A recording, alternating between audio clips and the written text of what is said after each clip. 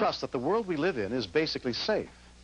But when that trust is betrayed, we may only have a moment to make a life or death decision. I'm William Shatner. Tonight, true stories of quick thinking in the face of danger on Rescue 911. We begin in suburban Texas, where 5 years of growing problems finally came to a head for one family on July 20th of this year. Actors portraying the family members have helped us reconstruct the chain of events that followed. Late in the afternoon, a woman we will call Susan went by her 78-year-old mother's house to check up on her. I left work, and for some reason I didn't come straight home, and my mother lives very close to me, and I stopped that day. I'm not sure why. Susan had been uneasy ever since her son had been released from a state mental institution 9 days earlier. She had committed him after several incidents of violence and threats to kill the family. Now he was out, and threatening to buy a gun. How tall is your grandson? 5 years. Okay. Officer Regina Joseph had taken the police report from Susan's mother. Goodness, are you all right? She was frightened, and she was concerned because Jimmy had a gun, and my mother had a bump on her head. He had knocked her down and hit her, and Mother just instinctively grabbed the phone and dialed 911. As soon as he saw her dial the numbers, he ripped the phone out of the wall, and he left. The mother was particularly concerned about the son because he did state to her that he would kill a police officer. I put out over our car computer the aggravated assault and the description of the grandson, also the vehicle information as being a 1980 yellow Chevy pickup with a camper.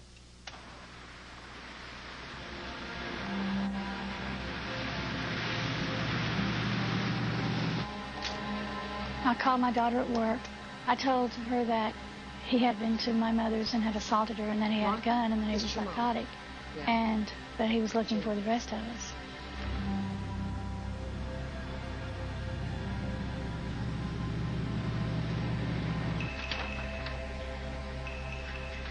Susan's daughter hurried home to get a few things before going to stay with a friend. I think it was very hard for Martha because at that point, Martha realized that she had been mistaken about the severity of his illness.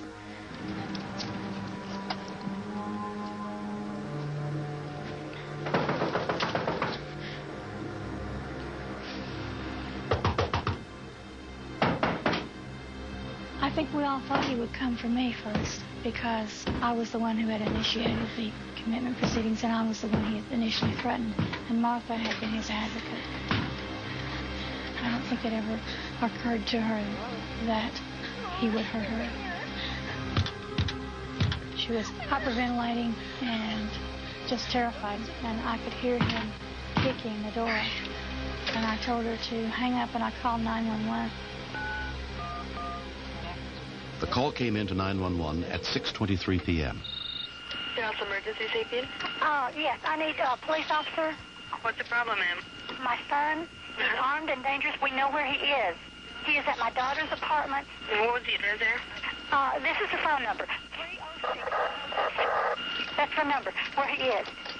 Okay, what type of call was this, ma'am? She answered an aggravated assault call on my son.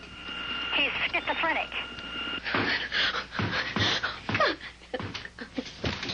Ma'am? Yes, hold Can on. we call her and get the address from her? Yes, call her. Okay, so don't hang up. Don't hang up. I figured since the mother was in a lot of stress and she was afraid, she could just remember the phone number. And that's why I decided to call that number.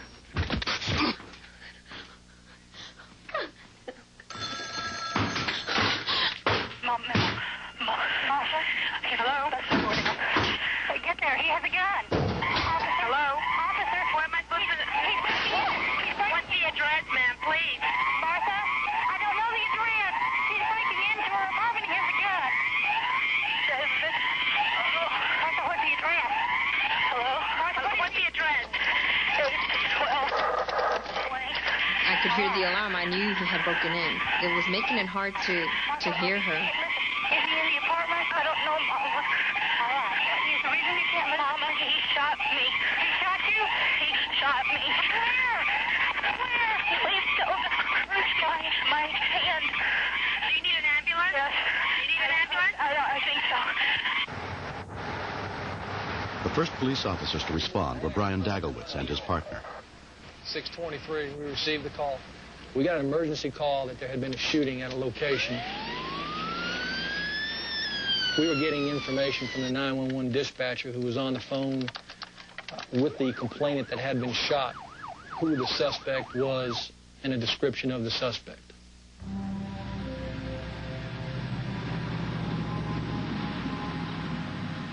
My hand. It's all right, honey. It's just your hand, Martha. I knew that if anything happened, if I lost her, it maybe didn't matter if he came for me.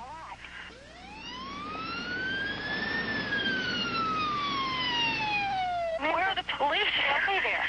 Wrap something around your hand, hold it higher than your heart. Oh, try and slow your breathing down. Calm down, Martha. Just slow your breathing down. You're going to be fine. They're on your way, okay? Okay. I remember that I was comfortable enough with the dispatcher that I was able to leave Martha in her care on the phone so that I could get to the hospital faster and be there when she got there. Why is it taking them so long? They're on their way, Martha. Is your name Martha? Yes. My name's Martha, too, and your mom kept saying Martha. I thought she was calling me. Less than 3 minutes later, paramedic Mark Howell and his partner Buster Munson arrived. Can you hear him? I hear an ambulance. I was relieved that the paramedics were there, but I was afraid that he was still out on the loose because he was very determined to go hurt the rest of his family. That's what Martha told me. Here they come. Yeah, they're coming. They come. Here I am. When we walked in, the lady had blood on her arms and all down the front of her shirt. Asked her if she's okay, and she was real hysterical. So we got her to come over and sit on the couch, try to calm her down and see what her injuries were. The bullet entered her hand next to her index fingers and looked to be lodged on the back side of her hand towards her wrist area. Are you allergic to any drugs that you know of? No. Oh, it's very clear that it was a close call on her part in that he was attempting to shoot her in the face, and then just in the last second she threw her hands up just in self-defense. What kind of gun did he have? Do you know? I'm probably a little angry at me because I didn't see this better. I think it could have been a lot worse. I'm very thankful that it was just my hand and that it was me instead of Granny. On her way to the hospital, Susan flagged down a passing police officer, Tom Payne. She's been shot. She's been shot. She stated to me that her daughter had been shot and that she needed to get up there right away, and she wanted me to escort her. She then told me that it was her son who was the suspect on this shooting. She was very adamant that he was an extremely violent person and that any contact with him would be a very serious encounter. You can drive your car. We're going to let you drive yourself over to the hospital. Okay. Okay? I guess she particularly felt, for some reason, that I would be the one that was going to confront her son. And I never really could understand that, but she kept looking at me right in the eyes and saying, "You're going to have to kill him. You're going to have to kill him."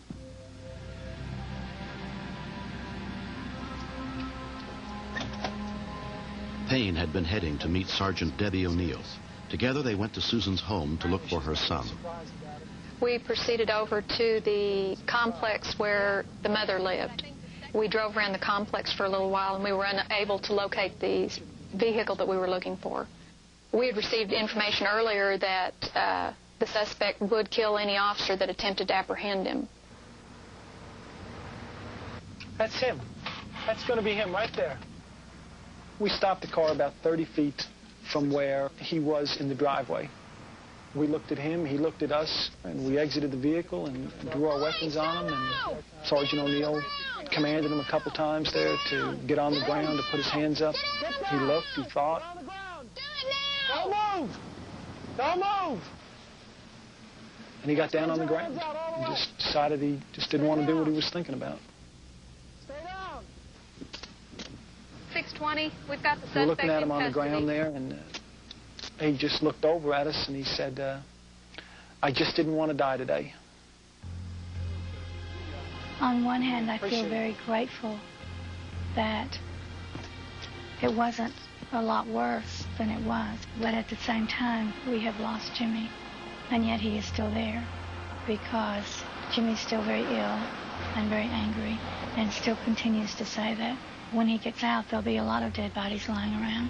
And we've been told that he means what he says. Next.